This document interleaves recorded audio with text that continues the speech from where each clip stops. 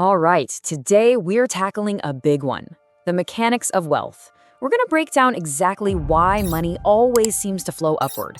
So let's just dive right in. You've probably wondered about this, right? How is it that some people get richer and richer, even when they're not really working anymore? I mean, you see people out there grinding, working harder than ever, just to stay afloat. So what's really going on here? Well, here's the thing. It's not really about who's smarter or who works the hardest. It's about the system itself. It's about understanding how the whole game is set up to move money around. And that brings us to something we can call the wealth paradox. It's this common misunderstanding about how money actually works that kind of trips a lot of us up. You know the story we all hear, right? It goes something like this. You work harder, you earn more, and then, boom, you become rich. I mean, it sounds totally logical. Put in the hours, climb the ladder, get the paycheck. It just makes sense. But here's the catch. That formula, it explains how you earn an income. It doesn't explain how you build wealth. And believe me, that is an absolutely critical difference. So let's really dig into that. Income versus wealth. Because once you get this, the whole picture starts to make a lot more sense. Okay, so think of it like this. Income is what you get for trading your time. It's active. You know, a doctor or a lawyer might make a great salary, but if they stop seeing patients or clients, the income stops. Wealth, on the other hand, that's what you own. It's the stuff that's out there growing all by itself, making money for you while you sleep. Let's simplify it even more. You've got person A, who trades their time for money. Think salary, hourly wages, that sort of thing. Then you have person B, who uses their money to make more money because they own things. It's like they're playing two completely different games with totally different rule books. And here's why that difference is so huge. Your time is limited, right? There are only 24 hours in a day. You can't make more of it. But money, well, money is scalable. Money doesn't need to sleep. It doesn't get tired. It can just keep working for you around the clock. And that right there is the first massive advantage that wealth has over plain old labor. Okay, so that brings us to the real engine of this whole thing, assets. These are those things that person B owns. So what exactly are they? Simply put, an asset is like a money machine. Yeah, you might have to build it or buy it up front, but once you have it, it's just designed to keep churning out value for you without you having to constantly put in the work.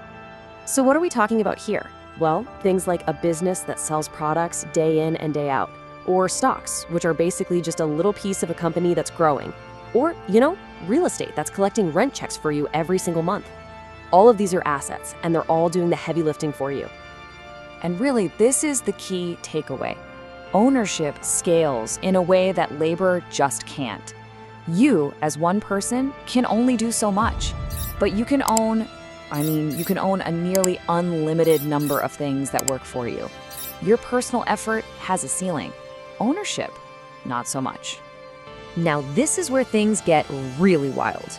The system isn't just sitting by letting this happen. Oh no, it's actually designed to speed the whole thing up through something we'll call the wealth feedback loop. Just think about it for a second from a bank's point of view. Loaning money is always a risk for them. So who are they going to feel safest lending to? The person who already owns a bunch of valuable stuff, assets that they can use as collateral, right? If you've got property or a business, you're a much safer bet. And this kicks off this incredibly powerful self-feeding cycle. It works like this. You start with some wealth, which means you have ownership. That ownership makes banks see you as low risk, which unlocks access to cheap credit. Then you can use that cheap credit to buy more assets, which of course creates even more wealth. And the loop just starts all over again, getting bigger and faster every single time. It's a snowball effect. So when you strip it all down, what's the core logic here? It's really important to get this. It's not about what's right or wrong, good or bad. It's just mechanics. It's just how the machine is built. Look, the system doesn't care how tired you are. It doesn't care how hard you're trying or if you're a good person. It's impartial. What it does measure is what you own, what you control, and what you have that can produce value over and over and over again. Now, don't get me wrong. This isn't me saying hard work is pointless. Not at all. It's absolutely essential, especially to get off the ground. But the big realization here is that hard work alone isn't enough to build wealth. you have to understand what the system is actually designed to reward. And that is ownership. And this is really the big mental shift we need to make.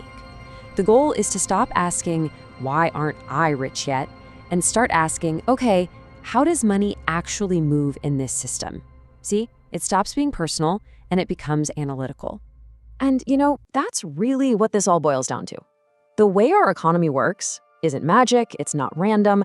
It runs on a very clear, maybe even cold, logic. But once you understand that logic, once you see that it's all built around ownership and scale, then money stops being this big mystery. It just becomes a system. And once you can see the system, well, that's the first step to figuring out how to navigate it.